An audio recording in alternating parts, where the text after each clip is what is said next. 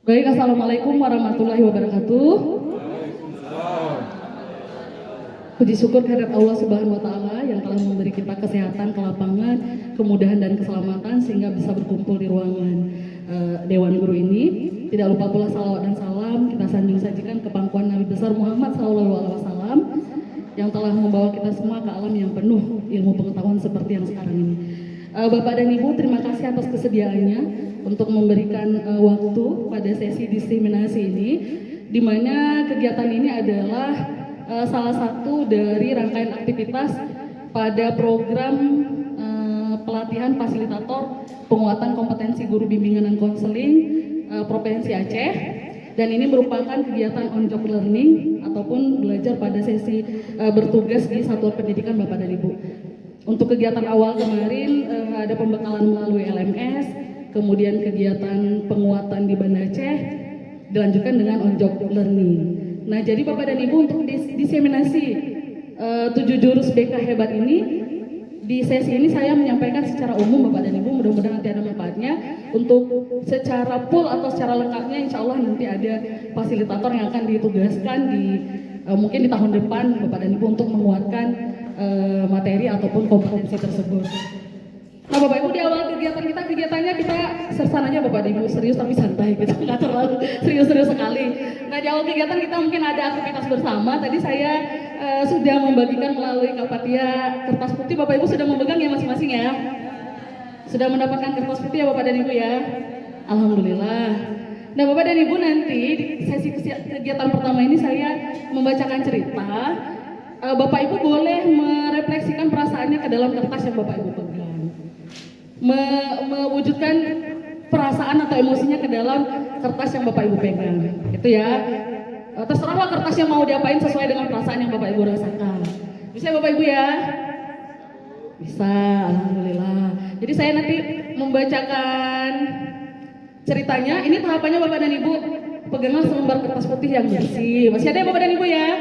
Kertas putih dan bersih ada. Yang kedua, dengarkan cerita yang dibacakan oleh rekan Anda. Kemudian luapkan perasaan yang Anda rasakan sesuai alur cerita pada kertas yang Anda pegang. Kemudian refleksikan kegiatan yang baru Anda lakukan. Nanti setelah kegiatan ini kita refleksikan bersama makna dari kegiatan yang kita lakukan bersama. Kita mulai Bapak Ibu. Ya Bu. Saya coba membacakan ya Bapak Ibu ya. Bapak Ibu, kertasnya boleh dipegang. Boleh dicoret-coret juga boleh. Kertasnya milik Bapak Ibu sekarang. Kosong juga boleh. Kertas itu tempat luapan perasaan Bapak dan Ibu. Jadi pada suatu pagi Pak Ahmad bersiap untuk berangkat mengajar ke sekolah. Di meja makan, Pak Ahmad duduk bersama istri dan 2 anaknya. Tiba-tiba tanpa sengaja anak Pak Ahmad menyenggol gelas kopi di atas meja. Kopi tertumpah mengenai kemeja putih Pak Ahmad. Pak Ahmad berdecak, kesal dan bergegas mengganti bajunya.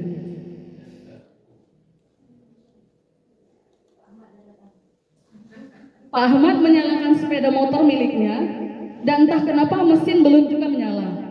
Pak Ahmad menggerutu dan terus mencoba berkali-kali sampai motor menyala. Bapak Ibu mungkin bisa menyelami perasaannya Pak Ahmad ya, bisa dituangkan ke dalam kertas gitu. Misalnya kesel, nah boleh dituangkan ke kertas. Kesel sedikit, mungkin kertasnya dituangkanlah ke kertas, atau masih belum ada rasa apa-apa juga, berarti belum ada yang dituangkan. Pak Ahmad melaju dengan cepat mengejar jam masuk sekolah. Sesampainya di sekolah, dengan tergesa-gesa, Pak Ahmad masuk ke dalam kelas. Sebelum membuka pelajaran, Pak Ahmad mencari-cari perangkat pembelajaran yang tidak ditemukan di dalam tasnya.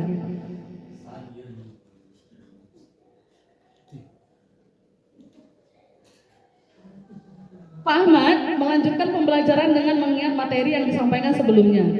Di tengah-tengah Pak Ahmad menjelaskan, tiba-tiba Pak Ahmad melihat Jody tertidur di mejanya. Masih pagi sudah tertidur, keterlaluan, gumam Pak Ahmad di dalam hati.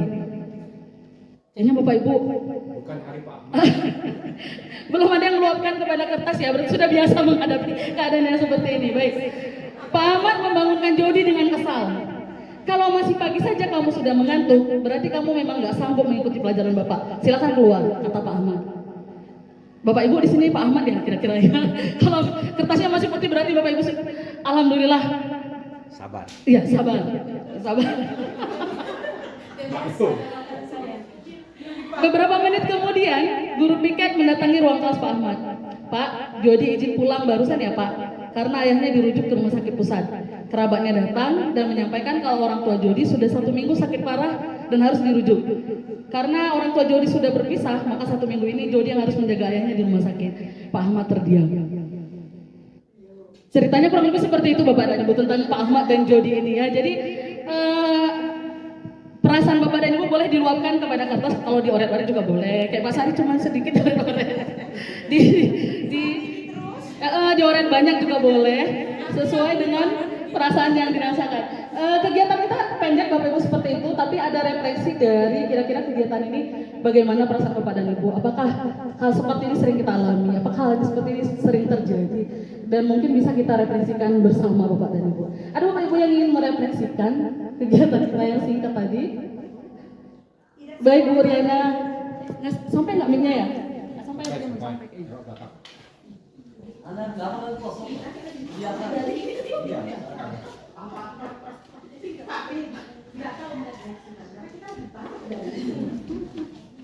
Baik Bu Apri, saya ingin merefleksikan dari cerita Bu Apri tadi, berarti bahwa sebenarnya apa yang terjadi di sekitar kita itu mempengaruhi keadaan perasaan kita dan bagaimana cara kita bertindak. Itu aja Bu. Bapak Ibu boleh dong plus untuk Ibu Riana ya.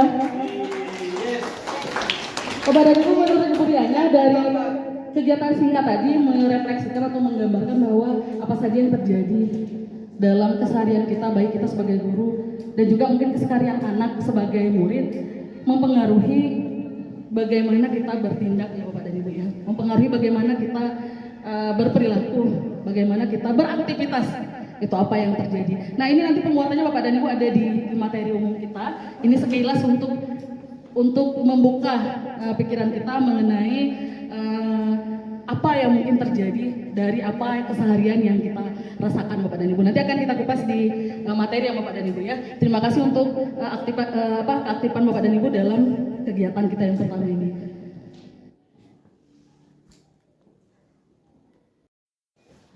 Bapak dan Ibu, di sini ada sedikit isu dan tantangan bimbingan dan konseling. Terlihat ya Bapak dan Ibu ya.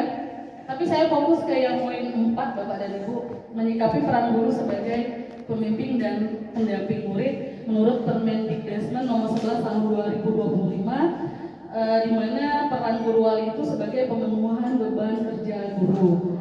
Jadi selain sebagai pendidik, setiap guru diharapkan dapat menjadi pendamping akademik, pengembangan karakter dalam rangka perluasan potensi bakat, minat, kepribadian, kerjasama, dan kemandirian murid secara optimal. Jadi Bapak dan Ibu terkait dengan ini, kemarin kami mengikuti penguatan kompetensi guru bimbingan dan konseling yang diharapkan kompetensi tersebut bisa membantu Bapak dan Ibu yang berperan sebagai guru wali dan juga guru mapel untuk menguatkan pelaksanaan bimbingan Bapak dan Ibu. Jadi materinya ini fokusnya ke arah sana untuk penguatan peran kita sebagai pembimbing bagi peserta didik. Terutama mungkin ini menyikapi peran kita sebagai guru wali. Mudah-mudahan kalau menurut Pak Menteri ya, ada beberapa implementasi dari bimbingan dan konseling itu yang bisa diterapkan oleh teman-teman guru mata pelajaran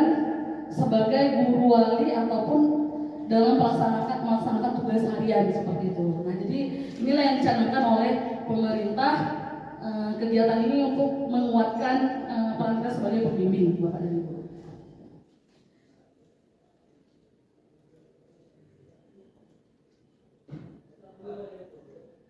Nah ini Bapak dan Ibu mungkin sekarang sudah nggak asing lagi mendengar ada 3 sosok guru yang punya peran dan peran yang terpisah, ada guru wali, wali kelas, dan guru BK.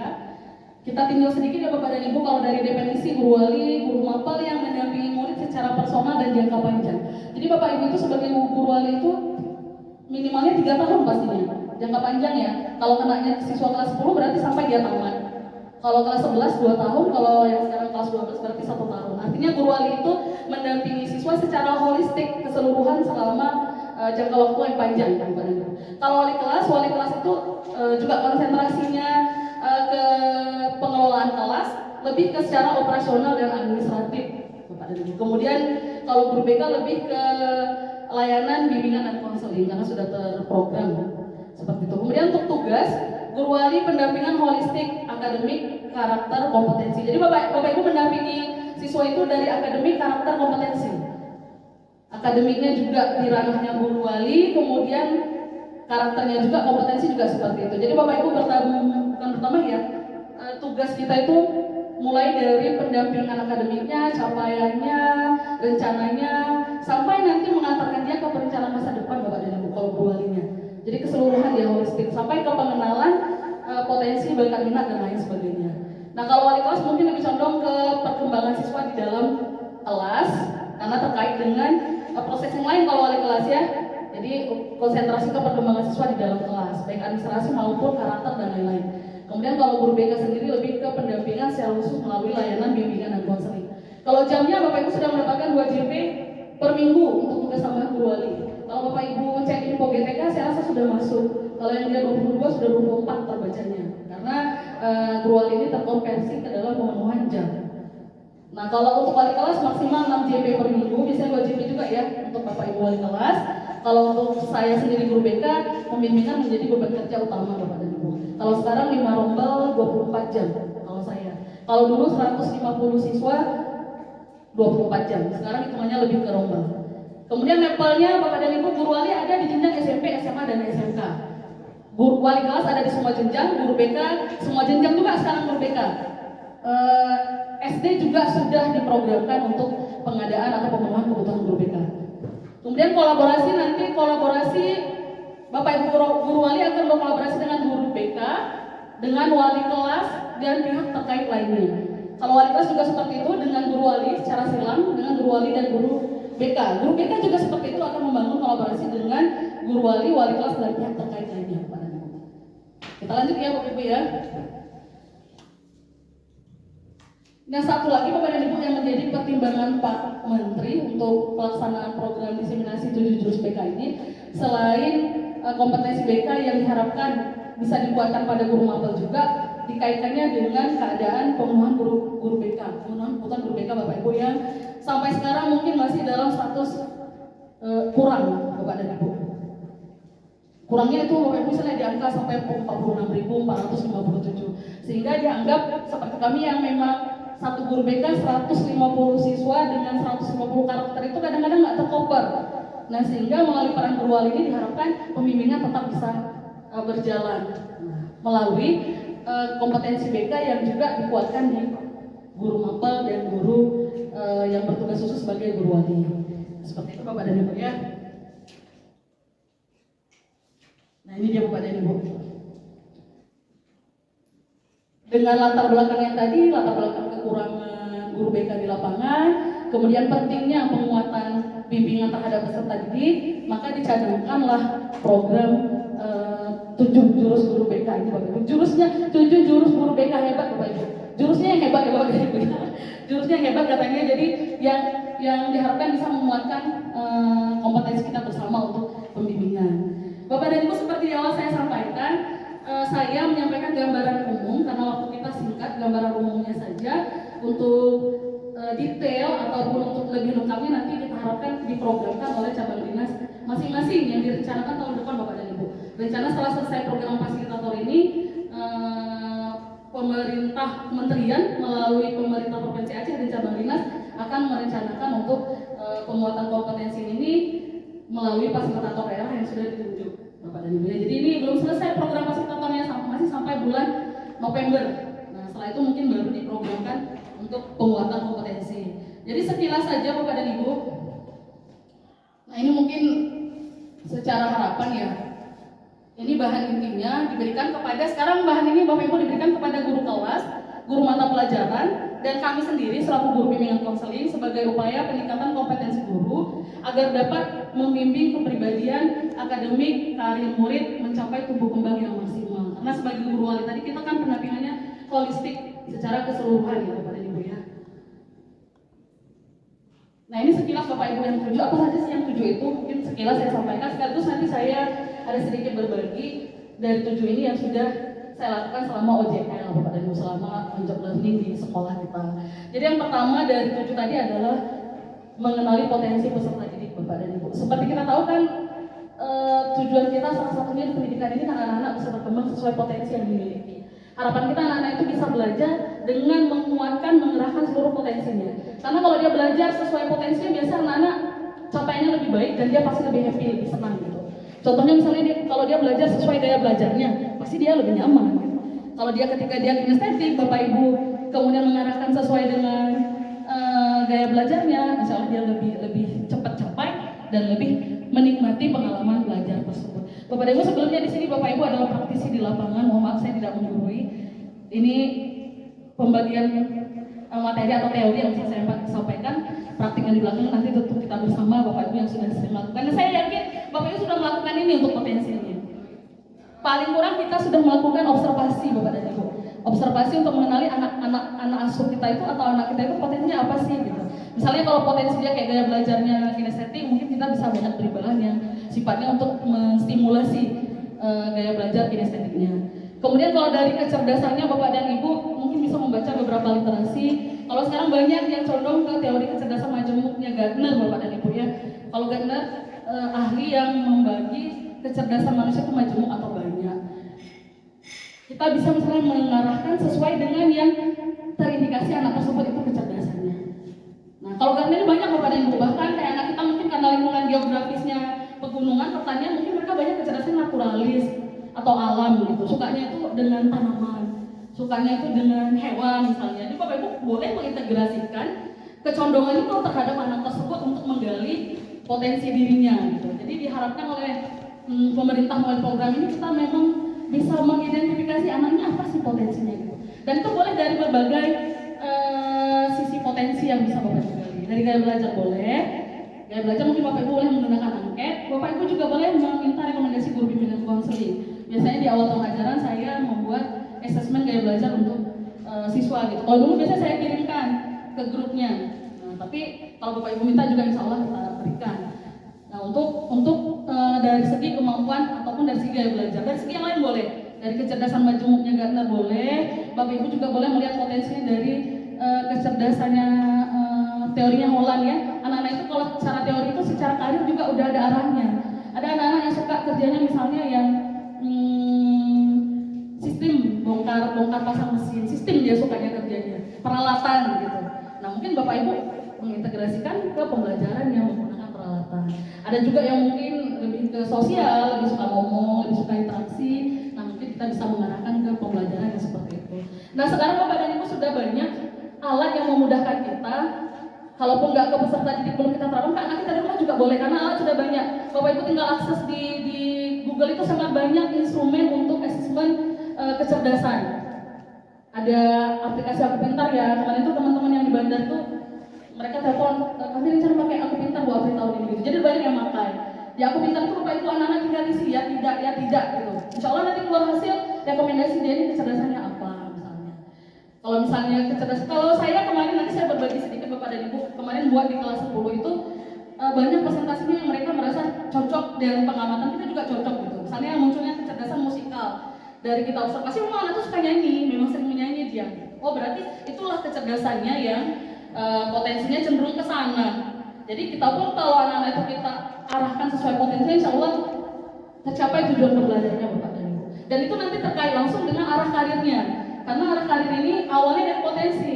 Seperti kita sering menyebutkan tak kenal maka kata saya. Itu juga dengan karir atau pekerjaan. Kalau kita nggak nyaman, nggak happy dengan pekerjaan kita, nggak cocok dengan potensi kita, maka kita nggak akan nyaman bekerja di situ. Saya sering bilang sama anak-anak, kalau ibu boleh melompat beberapa kali untuk mencari pekerjaan yang seperti sekarang ini, kamu nanti jangan membuang waktumu begitu banyak untuk melompat-lompat lagi gitu. Kalau bisa dari SMA kamu, saya udah tahu nih saya bakal jadi apa gitu. Jadi anak-anak sering saya di masa depan kamu nanti di mana berada gitu. Sehingga dia punya perencanaan yang baik karena sudah kenal potensi saya apa. Gitu. Kadang-kadang malahan kalau yang sudah sering dia identifikasi udah tahu dari kelas 1. Kakak nanti di mana mau jadi guru Bu? Kenapa? Karena memang kakak sukanya bicara. Berarti dia kenal kalau dia tuh lah si pemilik kecerdasan verbal yang memang suka ngomong. Jadi kalau di kelas Bapak itu pasti menemui seperti itu, tinggal kita mengembangkan Bapak dan Ibu. Kadang-kadang dia maunya dominan terus ngomong gitu kan. Ibaratnya kalau ada mikrofon mau pegang terus. Berarti dia kecerdasannya memang verbal linguistik, berbahasanya baik. Biasanya mudah dipahami orang lain. Nah itu kita kalau kita misalnya mendampingi, mengarahkan, nanti berlanjut ke rencana karir dia Bapak dan Ibu. Nanti kelas 3 ini TKA ini juga gitu dia. Oh saya ini perba Bu mau jadi pengacara, jadi jaksa, maka di pemilihan mapel TKA nanti guru BK-nya akan mengarahkan dia untuk mengambil PKN dan pendukung lainnya. Itu juga ketika dia masuk di jenjang kuliah Bapak dan Ibu. Itu untuk yang pertama, kenali potensi ya.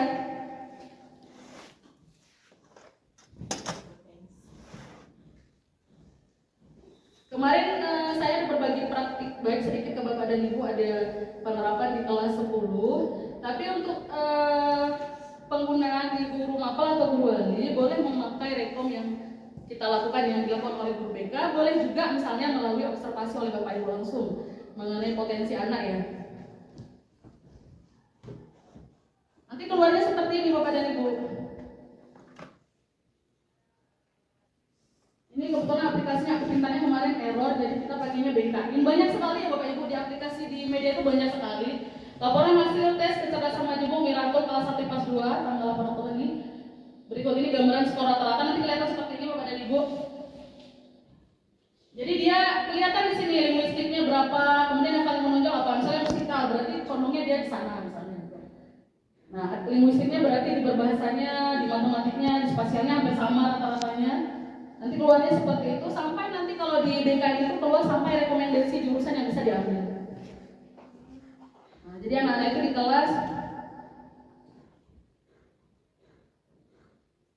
ini ya videonya ya, saya ambil video suasana di kelasnya.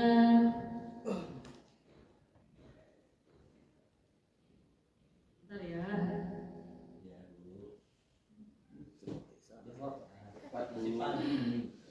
Kamu nggak suka ya dengan Bapak dan Ibu? Pak Ahmad. Pak. Iya, dan kayak Pak Ahmad ya, Pak Ahmad baru kemarin pada Ibu ya. Kalau foto. Konten kreator juga nih. Radio Bapak nggak bawa speaker, jadi anak-anak itu sama kayak Bapak Ibu juga. Ini anak-anak itu ice breaking dulu, biasa jawab ya, happy, senang-senang dulu kan. Kemudian, nah aktivitasnya ada untuk mengenali potensi sederhana Bapak dan Ibu. Bapak Ibu kita bisa suruh anak itu saling mengenal dua-dua misalnya. Kamu tulis kakak ini cocoknya jadi apa nanti? Berdasarkan pengamatan kamu. Hari ini kamu observer kita bilang misalnya kan. Kamu amati sekolah ini cocok jadi apa? Itu mereka cepat kerjanya Bapak. Senang mereka dikasih tugas seperti itu. Jadi nanti mereka menebak temannya itu cocok jadi apa. Nah mereka menebak temannya cocok jadi apa. Kemudian mereka mempresentasikan. Menurut saya sekolah ini cocoknya jadi dokter karena dia pelajaran biologi nilainya tinggi, saya seperti itu. Saya merasa sekolah cocok jadi penyanyi karena dia sering nyanyi kalau di sekolah. Nah mereka mencoba saling mengenal. Nanti setelah kita refleksikan Bapak dan Ibu, anak-anak itu paham berarti iya ya kita ini beda-beda terus banyak ya kecerdasan kita.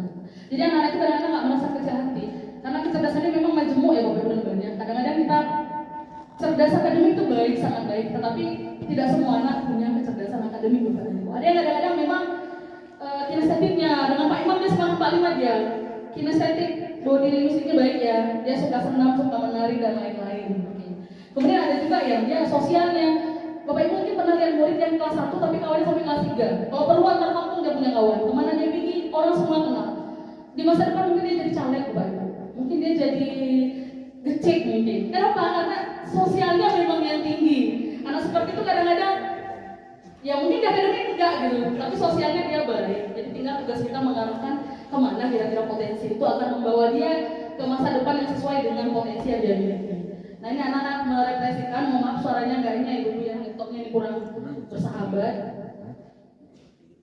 Nah di sini baru kita anak-anak kan pakai HP sendiri. Kecerdasannya apa gitu. Karena kalau yang masih cocok dia langsung senang, kalau yang nggak cocok dia nanya, kok kayaknya nggak pas lah. Bisa jadi nggak pas. Kadang-kadang kan anak-anak kan jawab itu Bapak Ibu kayak jawab ujian, pewer dia. Entah bacanya, entah baca jawab gitu. Jadi asesmen bisa salah nggak bisa salah. Kalau anak nggak mengisi dengan serius gitu. Kalau isinya salah-salah hasilnya juga keluar salah-salah, nggak sesuai dengan potensi dia yang sebenarnya. Nah ini untuk kenali potensi Bapak dan Ibu. Dan saya yakin Bapak Ibu sudah melakukan melalui mungkin observasi di kelas. Sudah terlihat ya Ibu ya, siapa yang paling suka ngomong, siapa yang senangnya misalnya alam, siapa yang senangnya itu kerja sistem bongkar pasang itu di kelas kelihatan. nanti tugas kita mendampingi dan mengembangkan Bapak dan Ibu. Ini untuk jurus yang pertama itu kenali potensi. Diharapkan kita ini kenal potensi dari anak didik kita Bapak dan Ibu, atau kalau sekarang lebih khusus ke anak asuhnya masing-masing, itu potensinya kita bisa kenal. Bapak Ibu, setelah tadi kenali potensi, yang kedua jurusnya itu kelola emosi. Ini yang tadi kita aktivitas bersama ya Bapak dan Ibu. Ini atau istilahnya sekarang social emotional learning, pembelajaran sosial emosional. Seperti yang direfleksikan Ibu Yana tadi, bahwa apa yang terjadi, apa yang berlaku itu mempengaruhi keadaan kita, terutama perasaan kita, emosional kita. Baik kita sebagai pendidik maupun anak-anak sebagai peserta didik. Jadi kenapa ini dianggap penting? Supaya kita sebagai pendidik dan anak-anak terkondisikan ketika mengikuti pembelajaran, jadi tujuan pembelajaran itu tercapai. Kayak Pak Ahmad tadi, mungkin kalau Pak Ahmad tidak mengendalikan diri dengan baik, pembelajaran untuk si Jody nggak tercapai jadinya gitu. Nah jadi diharapkan pendidik dan murid itu bisa mengendalikan itu harapannya melalui social emotional learning, melalui pembelajaran mengelola emosi. Diharapkan kita dan peserta didik bisa mencapai tujuan pembelajaran Bapak dan Ibu, sehingga seperti yang sekarang itu yang banyak digaungkan bantuan psikologis awal, karena seperti sekolah kita kebetulan anak-anaknya latar belakang dari keadaan yang beragam Bapak dan Ibu ya. Saya rasa di lapangan Bapak Ibu lebih paham. Mungkin kalau dulu itu dari satu tingkatan itu 40 setengahnya kalau siswa kita, setengahnya itu dengan keadaan latar belakang catatan khusus di rumah gitu. Jadi anak-anak yang seperti itu sosial emosionalnya itu pasti beragam Bapak dan Ibu. Emosinya juga fluktuatif, berubah-ubah ya. Kadang-kadang nggak pas atau bagaimana. Nah, jadi balik ke kitanya mungkin bagaimana untuk merancang suatu pembelajaran sosial emosional. Nah, saya yakin Bapak Ibu sudah lakukan. Mungkin di awal kita sering tanya bagaimana perasaan anak-anak hari ini, itu Bapak Ibu sudah melakukan. Itu pembelajaran sosial emosional.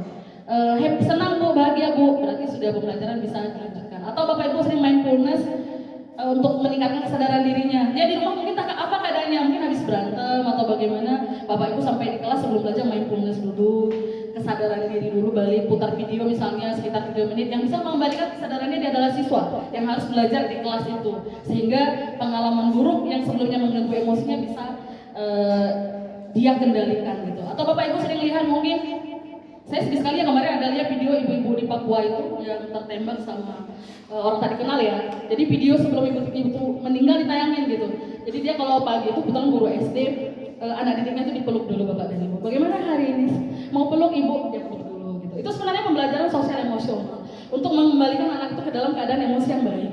Karena anak kita nggak semua keadaan emosinya tepat untuk belajar Bapak dan Ibu. Nah jadi kalau sekarang ini malahan kemarin ada dari kesehatan jiwa remaja itu minta kita minimal BPA katanya istilah mereka, itu bantuan psikologis awal. Kalau kita tahu anaknya ini di rumah anak ini nggak pas ini, minimal psikologis awal ketika dia biasanya terbaca anak yang emosionalnya nggak siap, minimal Bapak Ibu kenapa? Kayaknya kurang bersemangat hari ini. Ya Bu, banyak masalah di rumah. Ya sabar ya, itu misalnya. Kalau sudah tahu ya itu udah bantuan psikologis awal sebenarnya Bapak Ibu, karena anak itu kadang-kadang butuhnya cuma didengar sebentar. Jadi kalau misalnya dengan penerapan sosial emosional kita mengenali emosi kemudian mengendalikannya, mudah-mudahan pembelajaran itu bisa berjalan lebih baik. Di lapangannya mungkin banyak kendala Bapak dan Ibu yang kita hadapi, tapi ya itu mungkin untuk menginginkan kita juga, melatih kita juga bagaimana menerapkan pembelajaran sosial emosional.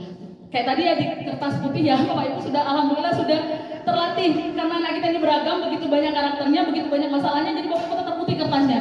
Mau si Jody guling-guling pun nggak apa-apa Bu Apri, kan memang kayak gitu anak kita Bu Apri misalnya. Mau si Jody kayak mana nggak Bapak, itu berarti sudah terlatih dengan keadaan anaknya Bapak dan Ibu ya. Atau minimal kayak kasus Jody tadi, biasanya kalau kita kenapa tidur masih jam pertama, cuci mukanya dulu gitu ya Pak ya. Cuci muka habis itu Jody kembali ke kelas, ikut lagi pelajaran dengan Ibu. Selesai sesi belajar baru Bapak Ibu panggil, Jody kesini dulu. Kenapa masih pagi-pagi tadi sama Ibu udah tidur nak? Mungkin dia akan bilang ya Bapak aku sakit lah Bu tadi. Oh iya gitu misalnya ya. Nah seperti itu mungkin pendekatan psikologis Bapak dan Ibu terhadap dia. Biasanya anak yang bermasalah di rumah Bapak Ibu kalau secara kedokteran jiwa itu dengar ininya. Penanganan treatment kesehatannya cuma dengar sedikit aja. Saya lah Bu kalau di rumah selalu dimarah-marah begini. Oh iya. Nah, itu udah bantuan psikologis sebenarnya. Dia merasa ada orang lain yang mau dengar saya selain keadaan saya di rumah. Nah, itu dikelola emosi Bapak dan Ibu. Jadi diharapkan Boleh tanya? boleh Bu. Kalau si siswa itu setelah ditanyakan ada apa dengan dia, kalau anaknya tetap diam saja, itu bagaimana penanganannya? Apakah kita yang mempradugakan anak ini bermasalah sementara kita selaku guru itu tidak tahu apa masalahnya? Jadi bagaimana kira-kira menangani jika si siswa itu hanya diam saja tanpa mau menceritakan yang dia alami? Tidak terbuka ya Bu, siswa tidak terbuka. Bapak dan Ibu, memang sebenarnya siswa ini, kalau saya pun kadang-kadang Umar ketika konseling di pertemuan pertama anak kadang nggak mau terbuka. Saya sama dia itu konseling setengah jam, dia nggak banyak menyampaikan apa-apa gitu. Karena sebenarnya sudah ada kepercayaan anak gitu prinsipnya, sudah tumbuh kepercayaan dia baru mau berbagi. Jadi kadang-kadang kalau kita pertama sekolah, nah kenapa tadi kamu kayaknya nggak semangat belajarnya? Dia belum percaya kadang-kadang, sehingga dia nggak mau membagikan. Gitu. Dia kalau istilah di konseling itu raportnya dengan saya harus baik. Makanya kadang-kadang dia percaya dengan saya sebagai guru BK-nya, baru dia akan mau berbagi apa sih keadaannya. Jadi terbangun dulu rasa percaya dia, baru dia mau menceritakan. Kadang-kadang anak-anak ketika dia nggak mau menceritakan nggak apa-apa Bumar, mungkin di kesempatan berikutnya ketika kita dia merasa kita punya inisiatif untuk mendampingan, mungkin dia lebih terbuka. Tapi kalau beberapa kali Bapak Ibu sudah menghadapi tidak ada keterbukaan, mungkin nanti kita kuatkan di kolaborasinya. Bapak Ibu bisa berkolaborasi dengan wali kelasnya yang keseharian sudah melakukan observasi dan guru BK-nya. Kenapa sih si anak itu seperti itu, nggak di kelas nggak bisa dikondisikan, kemudian dia juga nggak mau terbuka, sebenarnya apa sih masalahnya dia? Gitu ya Maria. Kadang-kadang raportnya belum terbangun, kepercayaannya belum terbangun. Tapi kalau sudah terbangun biasanya anak akan cerita. Jadi saya juga kadang-kadang kalau mau konseling pertemuan pertama dia nggak mau cerita. Nggak ada bu. Yaudah. Dan kita nggak boleh memaksakan gitu. Mungkin nanti di pertemuan berikutnya dia akan menceritakan apa sih sebenarnya yang terjadi dengan dia. Tapi beda juga dengan anak yang udah raportnya terbangun. Bapak Ibu, cobalah Bapak Ibu rasa kalau yang udah percaya dengan Ibu. Bapak Ibu akan capek karena dia akan cari, karena di rumah dia nggak punya teman bercerita. Dia akan cari Bapak dan Ibu. Bu, aku mau cerita hari dengan Ibu. Bu, aku boleh cerita nggak ya Bu ya? Gitu. Kadang-kadang malah kita masih banyak yang mau dikerjain, ini pagi-pagi mau cerita, tapi setidaknya jangan patahkan hatinya Bapak Ibu. Kita boleh jadwalkan, misalnya Ibu nggak bisa sekarang ya, Ibu masuk di kelas 1, nanti Ibu panggil kembali ya, misalnya seperti itu. Jangan patahkan hatinya, sudah mulai bertumbuh ke Bapak Ibu. Percaya sudah terbangun, berharap besar dia untuk mendapatkan support atau dukungan. Kalau orang kesehatan itu sekarang bilang itu minimal BPA lah Bapak Ibu gurunya, jangan BPA pun enggak. Kalau di medis itu di kesehatan jiwa itu bantuan psikologis awal. Minimal kalau dia habis nangis di kelas, Bapak Ibu tahu dari mananya. Minimal Bapak Ibu tanya, kenapa tadi? Kayaknya di jam pelajaran pun nangis lah. Ya. Kalau bapak-bapak kan mungkin nggak longgar itu, mungkin ya disesuaikan lah ya. Kalau Pak Jaki mungkin nanti kalau aku ngomong sebenarnya jam bapak, nanti mau nggak ngomong, masalah biasa ya. Nah, kayak gitu. Itu udah bantuan psikologis awal untuk siapa tadi ya. Jadi itu dua Bapak dan Ibu yang saya bagikan praktik baiknya. Kalau yang kenal emosi ini kemarin di kelas kita minta anak-anak, ini ada sedikit videonya Bapak Ibu sedikit lagi ya. Kita minta anak-anak itu. Nah ini Bapak dan Ibu, kayak pelajaran emosi ini anak-anak yang jarang ngomong tuh biasanya senang dia. Kita suruh gambar emosi kamu apa hari ini misalnya ya, dia gambar. Nah yang nggak mau ngomong biasanya ngomong dia. Kemarin saya kalau di kelas tuh siapa mau ngomong, Hoiri, ya seperti itu.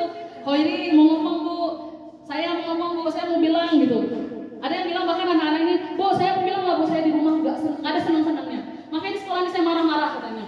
Kawan saya semua habis saya marahin. Oh iya seperti itu ya. Iya kayak gitulah. Di rumah banyak kali masalah. Katanya waktu pembelajaran sosial emosional di dalam kelas. Nah, seperti anak-anak itu disuruh gambar Bapak dan Ibu.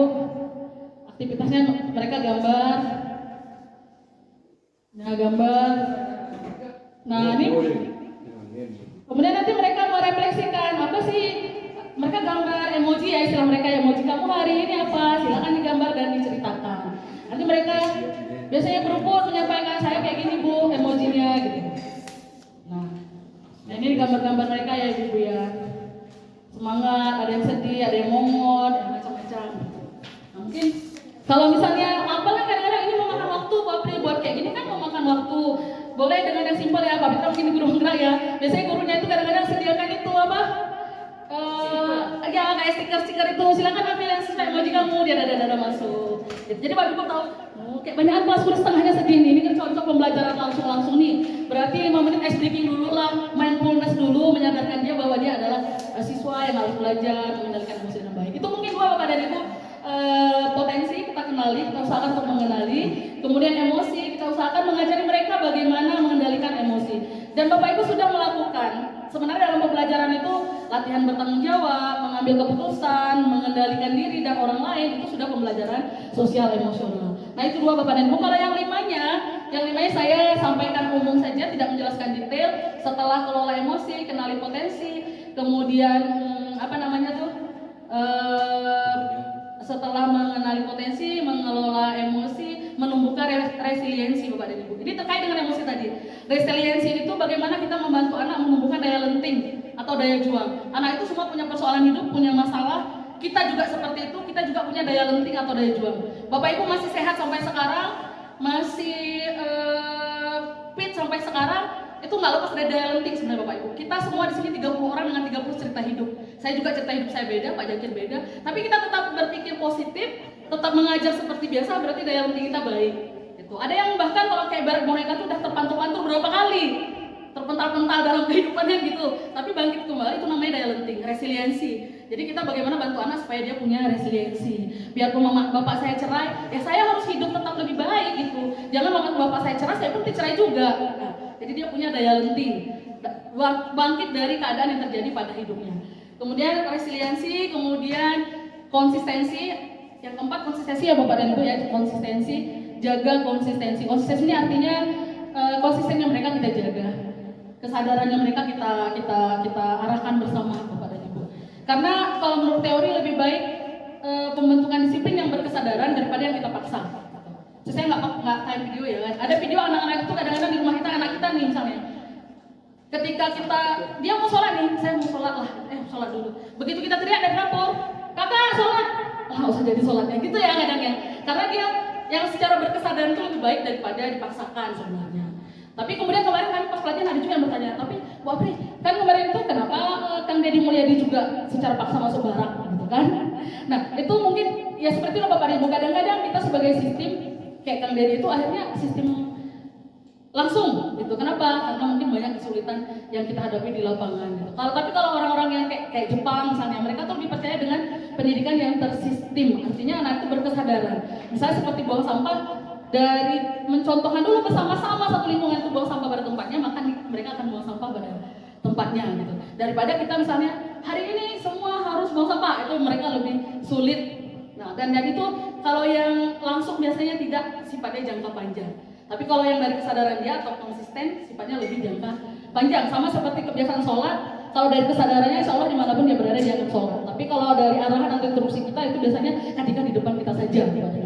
Nah itu dia konsistensi. Kemudian setelah konsistensi koneksi.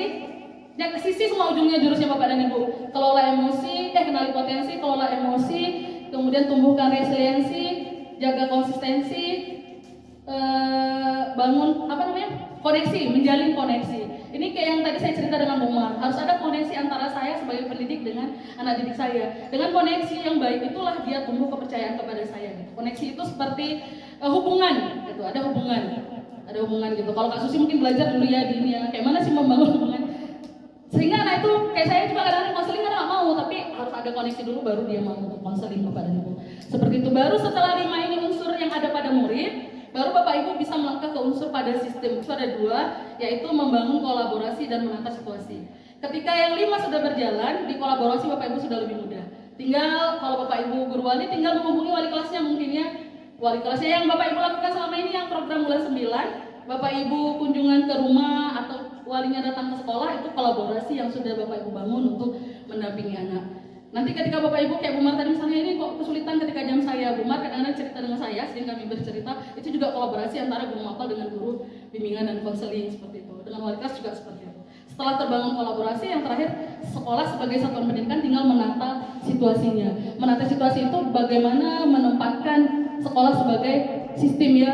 Kayak misalnya kayak saya nih, ada beberapa anak yang sudah misalnya belum ada perubahan, saya referral atau alihkan ke Pak Iskandar kesiswaan itu sudah menata situasi namanya. Misalnya Pak, pola ini walinya pun udah dengan saya, Pak kayaknya sering gitu ya Pak Is ya, di Bapak lagi lah ya, saya minta tolong Pak Is.